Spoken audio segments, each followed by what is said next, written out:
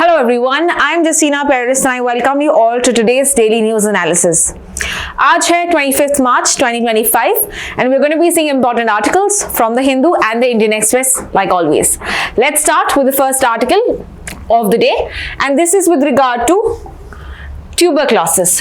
तो कल के दिन में हमने एक ट्यूबरक्लोसिस से रिलेटेड आर्टिकल देखा था बिकॉज कल था world tuberculosis day. So here we see some new findings, some new data with regard to tuberculosis, some new initiative with regard to tuberculosis. तो आइए जानते हैं कि ये इनिशिएटिव का नाम क्या है. Now this is called as Dare to Era DTB. ओके, डेयर टू एरा TBP और इसका फुल फॉर्म जो है data driven research to eradicate TB. तो शॉर्ट फॉर्म में dare to era DTB. Eradicate करना है हमको ट्यूबरक्लोसिस को. ये हमने कल में डेटा फैक्ट्स भी देखे थे. तो ये इनिशिएटिव के थ्रू हमारा जो डिपार्टमेंट ऑफ बायोटेक्नोलॉजी है, ओके, ये जो डिपार्टमेंट है ये क्या कर रहा है, ये सीक्वेंस कर रहा है 32,500 TB सैंपल्स को. What do you mean by sequencing? Sequencing मतलब जो डीएनए है, राइट, डीएनए होता है, हर इंडिविजुअल का अलग होता है डीएनए कॉम्पोजिशन की. अगर हम बात करें सीक्वेंसिंग की बात करें, सो इन दिस पर्टिकुलर एस्पेक्ट जो डीएनए है टीबी सैंपल्स का वो चेक कर रहे हैं ताकि न्यू इंफॉर्मेशन जान पाए with regard to tuberculosis, with regard to कैसे ड्रग्स रिएक्ट करते हैं इन पेशेंट्स में अगर उनका सीक्वेंसिंग इस प्रकार का है. So here we are understanding the DNA sequencing of TB patients. और कितना यहाँ पे टारगेट है 32,500. पर अभी हमने कितना कंप्लीट किया है? We have completed about 10,000 which is about 1/3 of the target. और ये टारगेट या पूरा 32,000 सैंपलिंग कब तक करना है? ये है अक्टूबर 2025 तक. यानी इस साल हमको ये पूरा 32,500 टीबी सैंपल्स चेक करना है. कैसे ड्रग्स काम करते हैं इनके बारे में अंडरस्टैंड करना है, हमारा नॉलेज एक्सपैंड करना है, हमारा नॉलेज इन टीबी सैंपल्स को देख के, ये डीएनए सैंपल्स को देख के. पर अभी तक हम देख रहे हैं कि हमारा सिर्फ 1/3 हो गया है और टारगेट इसी साल है अक्टूबर 2025. So here we are seeing 7% of the sequence samples ये रेजिस्टेंस दिखाते हैं एक ड्रग के लिए. सिंगल ड्रग काम नहीं करता is what we understand by knowing 7% of the samples. यानी कि बहुत सारे ड्रग्स आपको यूज करने पड़ेंगे अगर you have to target it, is what we understand. इनके अलावा यहाँ पे वी हैव कोलैबोरेटर्स, अलग अलग लेबोरेटरीज मदद कर रहे हैं इन पर्टिकुलर प्रोजेक्ट में, इनिशिएटिव में. We have the DBT, we have the CSIR, ICMR यानी कि medical Indian council of medical research की बात करें या the council of scientific industrial research है या डिपार्टमेंट ऑफ बायोटेक्नोलॉजी. बहुत सारे यहाँ पे लेबोरेटरीज काम कर रहे हैं इस पर्टिकुलर प्रोजेक्ट के लिए. Now let's quickly also revise India's target with regard to TB. तो अगर हम बात करें, India aims to eliminate TB by 2025. ये हमने कल देखा था और WHO का टारगेट है कि 2030 इस साल तक TB जो है ये हम एलिमिनेट करें इसका रिस्क. करंटली अगर हम देखें केसेस इंडिया में बहुत ज्यादा है, अराउंड 1990 पर मिलियन. 10 लाख में से 1000 या ऑलमोस्ट 2000 लोग TB केसेस हैं. इनफैक्ट ये बहुत कम है as opposed to हमारा 2015 का डेटा. इट इज सेड 28% कि लास्ट क्लास में हमने 26% देखा था. So now new data that we have is 28% globally cases जो है ये इंडिया में पाए जाते हैं. टीबी केसेस ग्लोबली की बात करें 28% केवल इंडिया में है. Alright, so this is where and we have more with regard to asymptomatic TB. Asymptomatic TB का मतलब है जो सिम्टम्स नहीं दिखाते, जैसे खांसी, जुकाम, ये सब नहीं होता. With regard to not, you can not understand why their symptoms. तो asymptomatic TB is when they don't have the symptoms but they are carrying this particular mycobacterium tuberculosis. तो ये जो है ये ज्यादा रिस्क में है. There is 3000 per million is what the data that we've understood. यहाँ पे द की findings with regard to the initiative की बात करें, यहाँ पे हमको समझ में आ रहा है कि द ड्रग रेजिस्टेंट टीबी बहुत ज्यादा है बिकॉज एक ड्रग काफी केवल नहीं है, you require multiple drugs. So that is why it is saying drug resistant TB का सबसे ज्यादा यहाँ पे प्रेवलेंस है. इसके अलावा we are also reducing the TB confirmation with the help of AI. तो AI can reduce the TB confirmation time from 3 weeks to 1 week. Normally ज्यादा टाइम लगता है, अभी AI के टेक्नोलॉजी के मदद से we are able to also confirm cases quickly in less time with in a week. And patient सबसे ज्यादा कौन से एज ग्रुप में पाया जाता है? 18 to 45 years. इस एज ग्रुप में सबसे ज्यादा टीबी के पेशेंट्स हैं, टीबी के केसेस हैं, बिकॉज दूसरे भी प्रॉब्लम्स हैं यहाँ पे, जैसे कि डायबिटीज एंड अंडरवेट, ये भी प्रॉब्लम्स यहाँ पे दिखाई देते हैं. So this is the whole article with regard to the initiative dare to eradicate TB, जहाँ पे 10,000 सीक्वेंसिंग किया है एंड 32,000 हमारा टारगेट है. Let's now proceed to the next article. अगला आर्टिकल है इंडिया और अफ्रीका के नेवी से रिलेटेड. तो क्या हो रहा है अभी, चाइना जो है बहुत ही आगे आ रहा है with regard to Africa. It is creating more projects, is creating more partnerships, cooperation, collaboration with African continent. इससे इंडिया बड़ा नाराज है. तो इसीलिए इंडिया क्या कर रहा है, इंडिया भी चाहता है कि अफ्रीकन कॉन्टिनेंट जो है, उनके जो कंट्रीज हैं, इंडिया के साथ भी पार्टनरशिप करे, कोलैबोरेशन करे. एंड किस सेक्टर में? ये जो सेक्टर है ये इंडियन ओशन की सेफ्टी से रिलेटेड है. तो आइए जान लेते हैं इंडियन नेवी ने कौन से इनिशिएटिव्स लॉन्च किए हैं with this regard. So here we have Indian Ocean से related the Indian Navy, okay, vice admiral Tarun Sobti, इन्होंने कौन से इनिशिएटिव्स यहाँ पे लॉन्च किए. तो पहला वाला है अफ्रीकन इंडिया की maritime engagement. Africa India key maritime engagement. Now this will include 10 African countries. Okay, यहाँ पे 10 अफ्रीकन कंट्रीज हमारे साथ ही कॉन्ट्रीब्यूट, कोलैबोरेट करेंगे. सो this is like a multilateral exercise.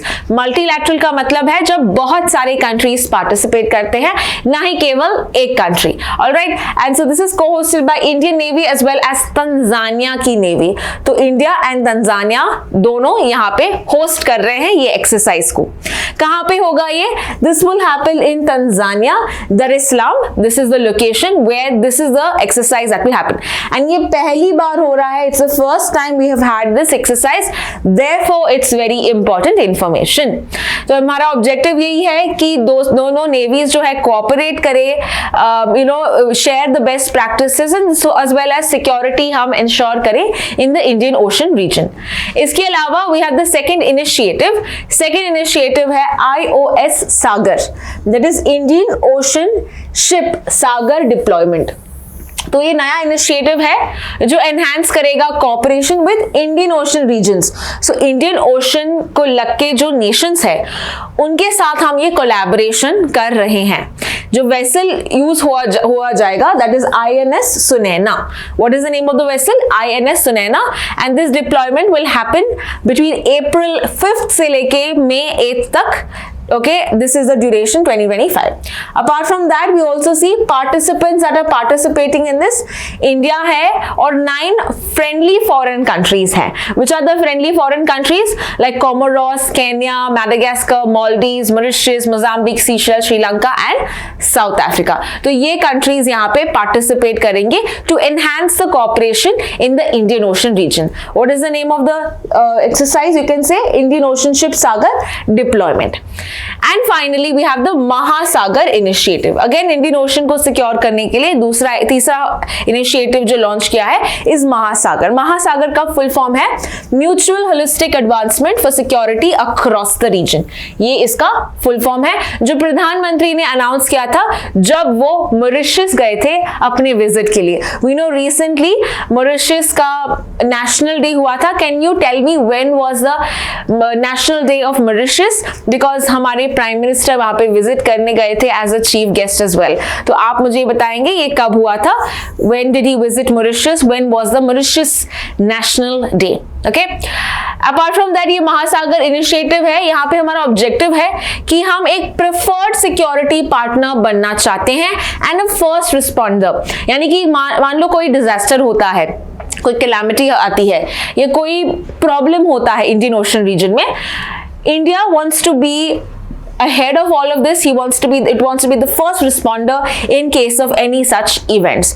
तो ये लीडर बनना चाहता है in this particular region. So the first reason why we are doing, or the significance of this is, firstly, China यहाँ पे इंक्रीज कर रहा है अपने projects in Africa. That is the first aspect. तो फर्स्ट इज चाइना प्रॉब्लम को solve करने के लिए. सेकंड इज बहुत सारा प्राइवेसी होता है. Okay, so we see that piracy is another problem in the Indian ocean region. तो इसको प्रोटेक्ट करने के लिए ऐसे सब इनिशिएटिव्स, उनको एम्पावर कर रहे हैं हम दूसरे नेवीज को, ताकि वो भी नेसेसरी स्टेप्स उठा पाए. And the third such region is with regard to the Houthis. जो हुतीज अटैक करते हैं, शिप्स पास होने नहीं दे रहे हैं, तो ट्रेड को सिक्योर करने के लिए भी वी अंडरस्टैंड ये एक बहुत ही इंपॉर्टेंट इनिशिएटिव है. So all of these are the reasons that we see why the Indian Navy has come up with various initiatives with regard to Africa, India की maritime engagement. We have Indian Ocean sea Sagar deployment as well as Mahasagar initiative. अभी हम चलते हैं अगले article की तरफ. अगले article की अगर हम जानकारी ले, we have already covered this in our yesterday's video. तो येस्टरडे के वीडियो में वी हैड सीन यहाँ पे एक हाई कोर्ट के जज है यशवंत वर्मा.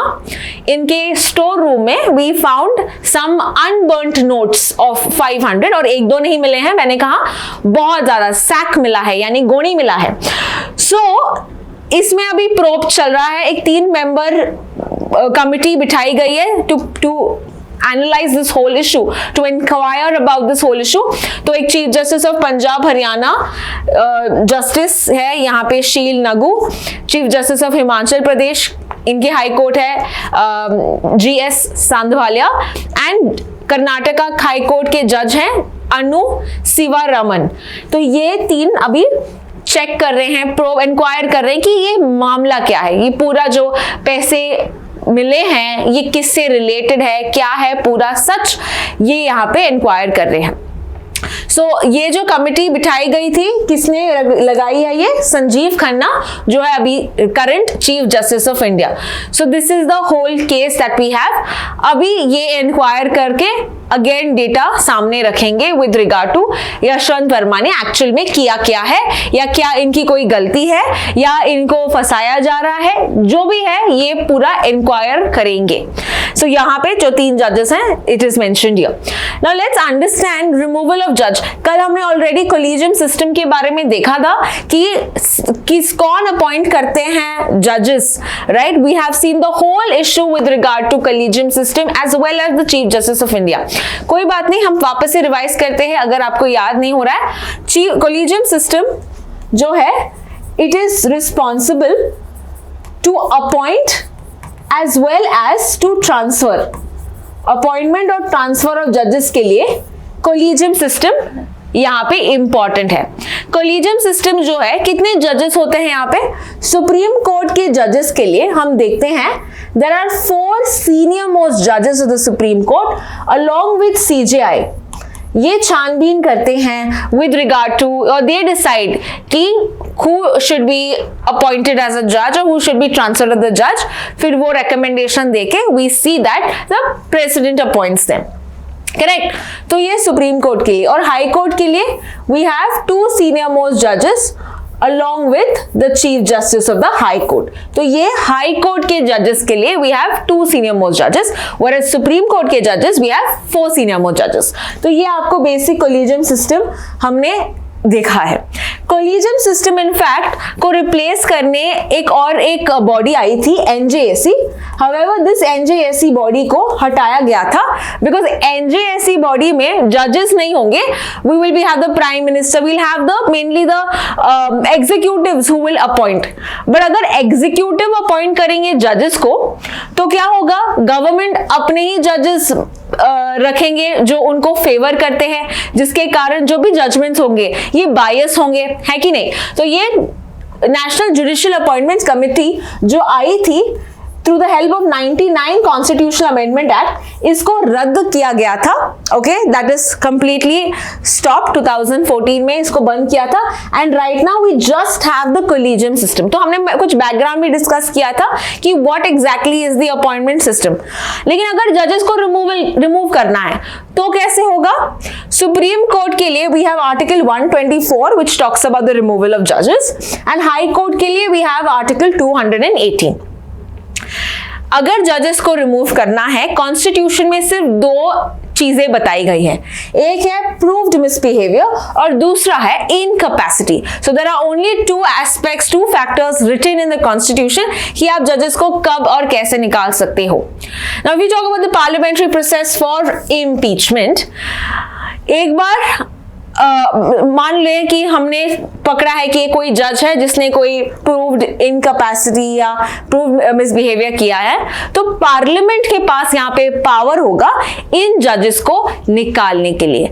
एंड कितने मेजॉरिटी की आवश्यकता है टू रिमूव अ जज? We require 2/3 majority of present and voting. जितने मेंबर्स प्रेजेंट है और वोट कर रहे हैं उनका 2/3 मेजॉरिटी है. समझ में आया? So that is required. So this is nothing but a special majority is required to remove the judges of the Supreme Court or the High Court. And यहाँ पे दोनों हाउसेस में वोटिंग है. लोकसभा में भी वोटिंग होता है और राज्यसभा में भी वोटिंग होता है. Alright. इसके अलावा 50% of the total membership यहाँ पे इनका सपोर्ट भी होना चाहिए is what they have written. अगर ये पास होता है, प्रेसिडेंट इशू करता है रिमूवल का ऑर्डर. मान लो अगर पार्लियामेंट डिसॉल्व हो गया है, okay, parliament is not in session, then we see the impeachment motion is fail. क्या कभी सुप्रीम कोर्ट या हाई कोर्ट के जज निकाले गए हैं? Have they ever been removed? The answer is no. There was one judge जिसका motion of course रखा गया था, पर उन्होंने पहले भी resign कर लिया था. So this is up till now no Supreme Court judge has been impeached so far. Clear? Now 1997 में हम देखते हैं an in-house inquiry mechanism भी start किया गया था, because ये जो proved misbehavior है या incapacity है, right? It is mainly only for grave issues की अगर हम बात करें तो मान लो छोटे मोटे allegations हैं, okay, या ये define भी नहीं किया है. So in that case एक internal एक mechanism है judges के अंदर where they have said that if at all a judge does any is caught in any such problems, okay, has done any such incidents या कुछ allegations है, तो judges के अंदर ही वो inquire करते हैं. As we can see an example, this time 3 judge का जो inquiry बिठाई गई है for Yashwant Verma case.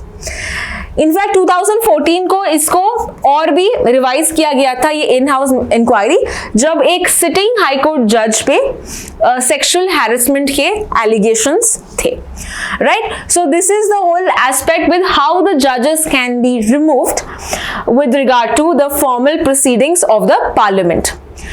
Now अभी ये जो केस है यशवंत वर्मा की, it is yet to be seen, because अभी इंक्वायरी तो बिठाई गई है, पैनल तो कमिटी है, but what they are going to be discussed we are yet to B understood. अगर माइनर एलिगेशंस हैं then it can be so that internally उनको वार्निंग और सब दिया जाएगा. whereas if at all it's a major allegation, major crime किया है उन्होंने, then we could also see the first time impeachment or a removal of a judge. Clear? तो अभी तक देखते हैं सीजीआई संजय खन्ना ने ये कहा भी है कि उनको कोई जुडिशियल वर्क ना दिया जाए with regard to Yashwant Varma. And कुछ जजेस का या कोलिजियम सिस्टम का कहना है कि उनको ट्रांसफर किया जाए, बिकॉज दिल्ली हाई कोर्ट में he has lot of power right now. तो ये वहां पे बाइसनेस भी हो सकता है. He can also add in some problems with regard to this. तो इन्होंने बोला इनको ये जो सीन है इनसे बाहर निकाला जाए, दूसरे हाई कोर्ट में शिफ्ट किया जाए, is what the collegium system has recommended. So let's see what happens in this case further on. Let's now proceed to the next article. अगला आर्टिकल जो है द हिंदू में दिया गया है, the need for a localised urban agenda. Now India में our population is growing, है ना? We are the world's most populated country. according to recent reports. और ये भी कहता है कि we are expected to have the highest urban population as well in the world, largest urban population है. Okay तो ये अर्बन डेवलपमेंट की बात करें, अर्बन प्लानिंग की बात करें, ये कौन से लिस्ट में आता है? It comes under the state list of the Indian constitution. लेकिन सेंट्रल गवर्नमेंट भी बहुत सारे इनिशिएटिव्स लेके आती है, स्कीम्स लेके आती है. जैसे आपने सुना होगा प्रधानमंत्री आवास योजना, स्वच्छ भारत मिशन, अमृत, स्मार्ट सिटीज मिशन, है ना. ये सब बहुत सारी स्कीम्स जो सेंटर लेके आती है अर्बन डेवलपमेंट के लिए. बट ये जब सेंट्रल गवर्नमेंट जब ये लॉज या इनिशिएटिव्स लेके आती है, it is top down approach, यानी ये ऊपर से थोपती है ना, कि आपको ये करना चाहिए, ये आपको ऐसा फंड यूज करना चाहिए. So it is basically top down approach rather than bottom up approach, right? So here we see the top down approach में कुछ challenges है, कुछ problems है जो article में cover होता है. This one size fit approach does not work in India is what the writer says.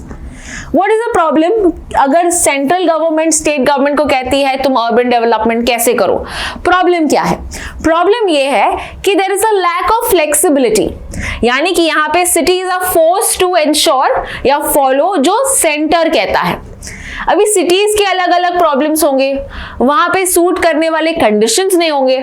Then why should the city be forced to follow what the centre says, right? हर city में development अलग होता है, right? या हर उनकी needs अलग होते हैं, उनका पॉपुलेशन, उनका कल्चर अलग होता है.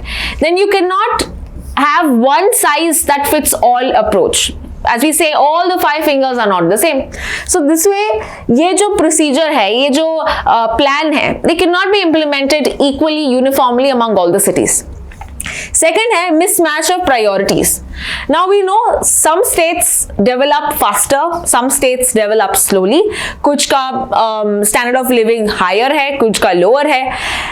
प्रॉब्लम्स भी अलग होंगी. जैसे some cities already have a decent sanitation system, housing, सब बढ़िया है.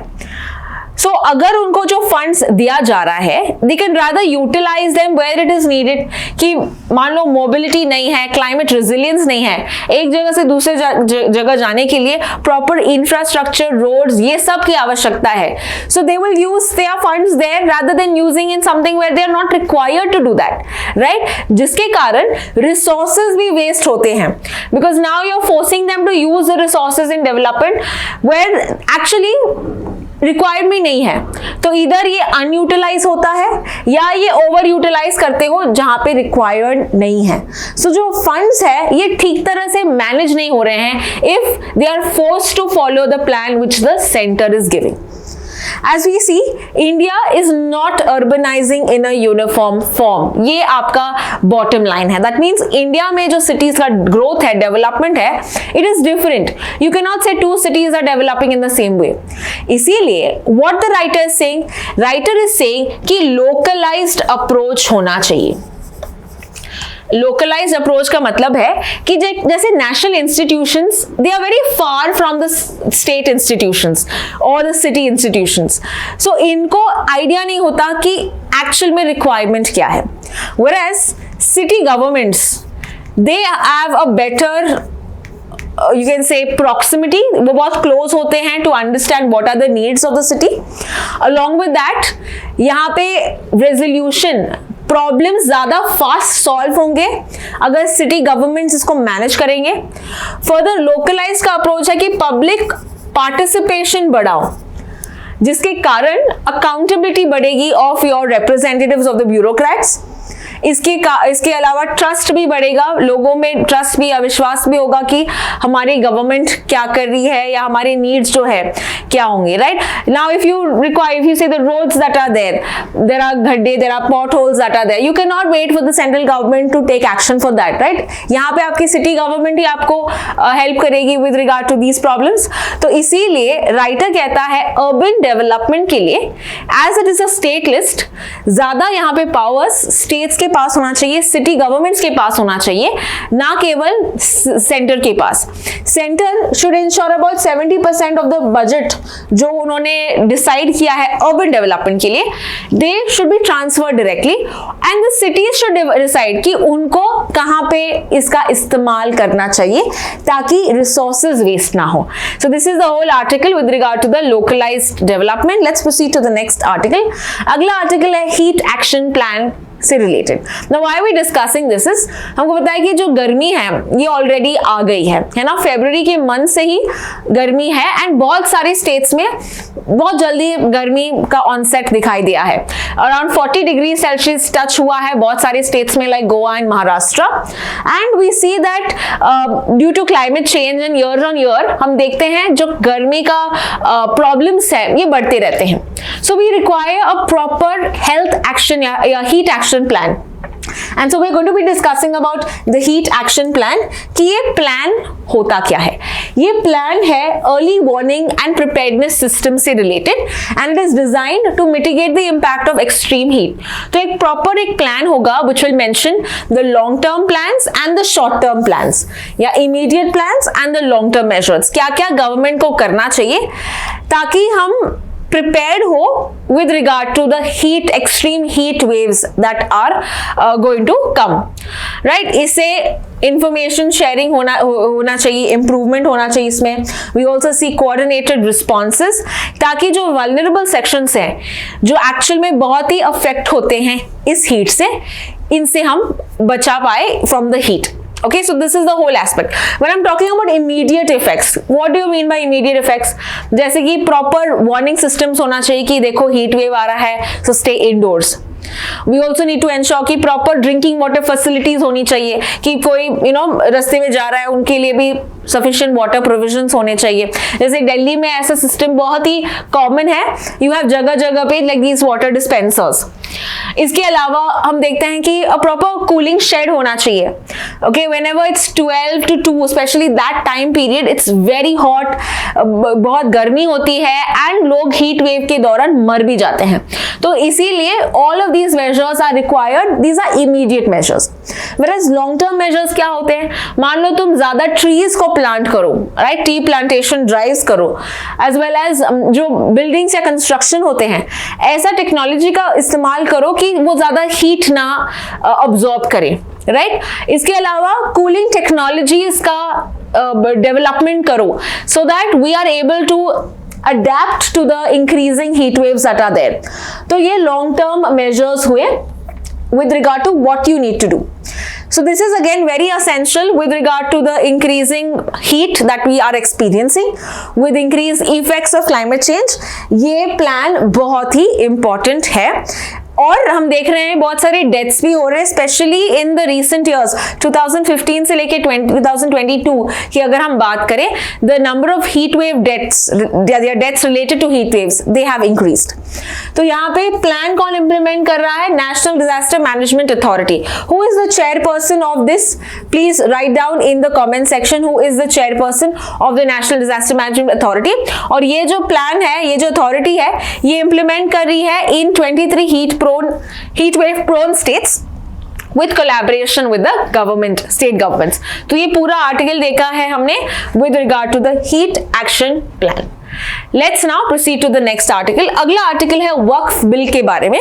तो वक्फ बिल क्या है, इसकी प्रोविजंस क्या है, एज वेल एज आर्टिकल में क्या बताया है, what are the challenges with regard to वक्फ, ये अच्छे से हम देखते हैं। If you have not understood this particular article, I will ensure कि ये आर्टिकल बहुत ही simplify होगा। So firstly, let's understand what is वक्फ। वक्फ जो है एक प्रॉपर्टी होती है, okay, it refers to a property जो दिया जाता है एक्सक्लूसिवली फॉर रिलीजियस या चैरिटेबल पर्पस, ओके, अच्छे काम के लिए या मेनली एक दरगाह के लिए, जो भी है, it is mainly use for that purpose. And इस लैंड में you can not have any sale, so sale of the property is prohibited. आप किसी उसको सेल नहीं कर सकते हो इस जगह को, इस वक्फ को। This is mentioned under the Islamic law. So this is specifically pertaining to which community? Muslim. Okay? Islamic law से related है ये। ये जो वक्फ है ये कौन एडमिनिस्टर मैनेज करता है? This is somebody called as the mutawalli. Okay, and mutawalli basically is also part of the waqf boards जो इंडिया के वक्फ को ऑपरेट मैनेज करते हैं. So waqf board are the ones that actually look after these particular waqfs that are there. And India में सबसे ज्यादा वक्फ है इज व्हाट वी अंडरस्टैंड. कितने हैं? अबाउट 8.7 लाख प्रॉपर्टीज हैं और 9.7 लाख एकर्स में है. ओके, इतना बड़ा लैंड वक्फ के लिए दिया गया है. तो इसका प्रॉपर एडमिनिस्ट्रेशन हो, इसीलिए we have the Waqf bill. Okay, तो ये अभी जो अमेंडमेंट आया था, this has been approved. So Waqf amendment bill जो आया था 2024 में, it sought to amend the Waqf act of 1995 ताकि बेटर रेगुलेशन करें हम वक्फ को लेके. So what was happening before is once a waqf is considered, once a property is considered as waqf, आप इसको चेंज नहीं कर सकते हो. You can not make it into another land. Further यहाँ पे प्रॉपर स्क्रूटिनी नहीं थी, प्रॉपर एडमिनिस्ट्रेशन नहीं हो रहा था, जिसके कारण सेंटर ने बोला कि इसका रेगुलेशन करना आवश्यक है. It's very necessary. So here we said we added the composition of the waqf management, यानी कि जो वक्फ बोर्ड्स हैं यहाँ पे first is Muslim women will be included where earlier women were not included. Second thing, Muslim OBC भी है इस board के मेंबर्स. सो कौन होंगे यहाँ पे Muslim women as well as OBC members will also be included. इसके अलावा we also see central Waqf council. Central Waqf council क्या करेगा? स्टेट वक्फ बोर्ड्स को यहाँ पे मैनेज करेगा. Okay, because we know every state will have waqf property, उसको मैनेज करने के लिए you will have the state waqf board. तो central Waqf council will manage state waqf board. एक सेंट्रल एजेंसी होनी चाहिए. Remember, central Waqf council will not have control on the waqf property, they will only control the state. Alright, apart from that tribunals होंगे, waqf tribunals. Earlier जो है वक्फ tribunals जो थे इनका decision binding रहता था, बट अभी यहाँ पे किया गया है कि ट्रिब्यूनल्स का जो ऑर्डर है तुम हाई कोर्ट में अपील कर सकते हो 90 दिन के अंदर. सो ये सब प्रोविजंस रीसेंट बिल में आए हैं. Further we also see technology का इस्तेमाल होगा रजिस्ट्रेशन करने के लिए. सेपरेट कम्युनिटीज लाइक आगा खानी एंड बोरा के लिए सेपरेट काउंसिल्स होंगे. तो ये पूरा हमने देखा है amendments. Now let us see what are the challenges and problems of this Waqf bill amendment 2024. तो पहला यहाँ पे दिया गया है कि नॉन मुस्लिम रिप्रेजेंटेशन भी होगा. सो एक तो अच्छा देखा है हमने कि Muslim women and OBCs will be included, but we are also seeing another problem is non-Muslim.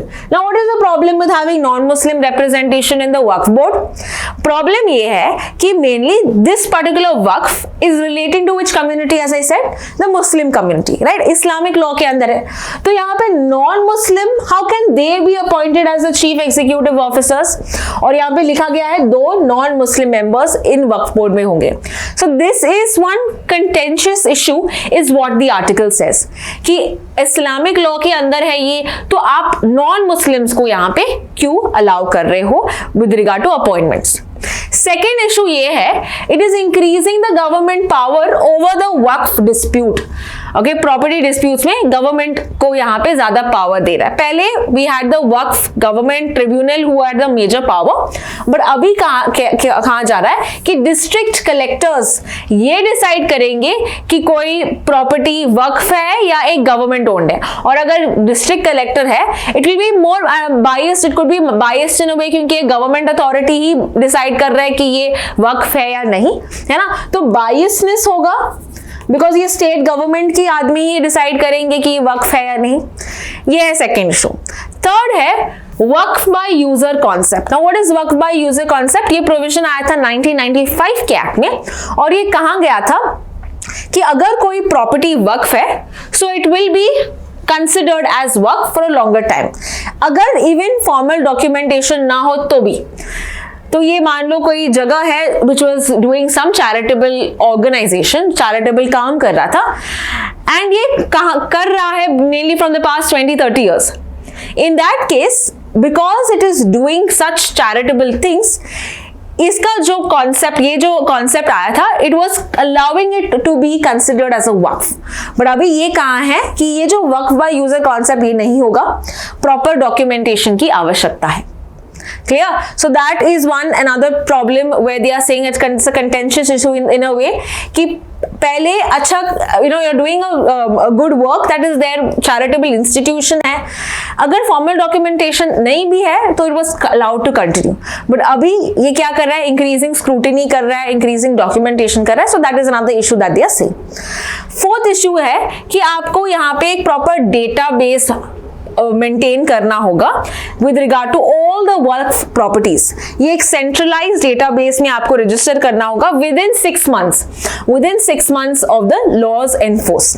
Now problem क्या है, if a Waqf is not registered, okay, अगर एक वक्फ रजिस्टर्ड नहीं है तो ये अपना जो राइट है ये खो देती है, right to seek even legal recourse ये भी खो देती है, even if it is encroached in a way, या कोई डिस्प्यूट होता है, it can not seek legal recourse अगर उन्होंने रजिस्टर नहीं किया सेंट्रल डेटाबेस में। सो यहाँ पे firstly it is saying that 6 months का जो टाइम ड्यूरेशन है ये काफी लिमिटेड है, बिकॉज बहुत सारे यहाँ पे प्रॉब्लम्स हो सकती हैं, हिस्टोरिकल डिस्प्यूट हो सकते हैं, तो ये एक प्रॉब्लम दिखाई दे रहा है with regard to why is the Waqf database is it can be a problem in that case.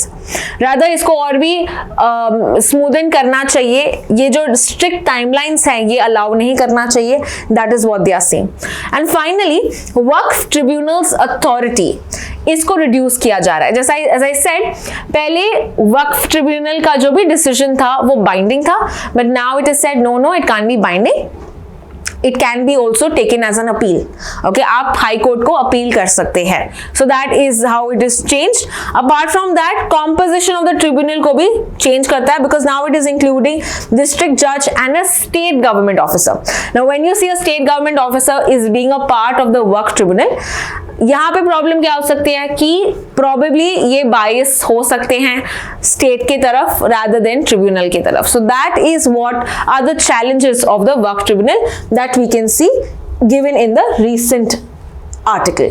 And the last article of the day that we are going to see is with regard to organ transplantation. तो quickly article देखते हैं क्या है इसके बारे में. State यहाँ पे सेंट्रल गवर्नमेंट ने कहा है कि जो ऑर्गन ट्रांसप्लांट होता है एक आदमी से दूसरे आदमी के लिए, यहाँ पे स्टेट गवर्नमेंट्स रिपोर्ट नहीं कर रहे हैं. ओके तो ये प्रॉब्लम कर रहे हैं कि यही है कि there is a concern that the hospitals are not sharing the data with regard to organ transplantation. So India में ऑर्गन ट्रांसप्लांटेशन को लेके which is that nodal body that is looking after this is NOTTO, national organ and tissue transplantation organisation. Okay जिनका headquarter है दिल्ली में and it works under the ministry of health and family welfare. तो ये apex organisation है जो implement करता है national organ transplantation जो एक्टिविटीज है, एंड एक इंपॉर्टेंट लॉ भी है ऑर्गन ट्रांसप्लांटेशन को देखने के लिए. We have the transplantation of human organs and tissues act जो 1994 में आया, जिसका अमेंडमेंट होते रहता है, and the recent amendment we also see 2011 में भी अमेंडमेंट हुआ था. सो this is the organ transplanting you can say agency that we have. And India mein when is the organ transplantation day या organ donation day? Organ donation day is on 3rd August, whereas world की बात की जाए it is on 13th August. Okay, so this is some information. Organ donation day कब होता है, and first successful organ transplant की बात करें, kidney transplant था ये, and this was by David Hume and by Joseph Kelly जो Boston में हुआ था 1954 में. Can you tell me India में first successful organ transplant कब हुआ था या और किसने किया था? Okay so that is a question for you. This is in Boston, ये यूएस में हुआ. तो इंडिया में फर्स्ट ऑर्गन ट्रांसप्लांट के बारे में आपको कमेंट सेक्शन में डिटेल्स देनी पड़ेगी. तो ये पूरा आर्टिकल हमने देखा है with regard to how states are raising concerns कि आपको नोटिफाई करना होगा, एंड यहाँ पे टाइम भी दिया गया है कि you have to notify about organ donation within 48 hours. ठीक है, ये लिखा गया है इन वेरियस लॉज. बट ये स्टेट गवर्नमेंट्स फॉलो नहीं करी, हॉस्पिटल्स फॉलो नहीं करे। अभी इससे दिक्कत क्या है, प्रॉब्लम क्या है? अगर तुम यहाँ पे रिपोर्ट नहीं करते हो, इलीगल ऑर्गन डोनेशंस भी हो सकते हैं। फॉरेनर्स को यहाँ पे इलीगली, नेशनल्स को यहाँ पे प्रायोरिटी दे सकते हैं ज्यादा पैसों के लिए as compare to Indian nationals. तो ये सब प्रॉब्लम्स देखे गए हैं and that is why they are concerned with reporting, कि आपको रिपोर्ट करना होगा अगर ऑर्गन डोनेशन किया, अगर ऑर्गन ट्रांसप्लांटेशन किया। तो पूरा article we have covered and this is all with regard to today's articles. I hope you have understood with the major articles of the day. Don't forget to watch the next video where I'll be discussing questions based on these topics. Thank you so much for watching.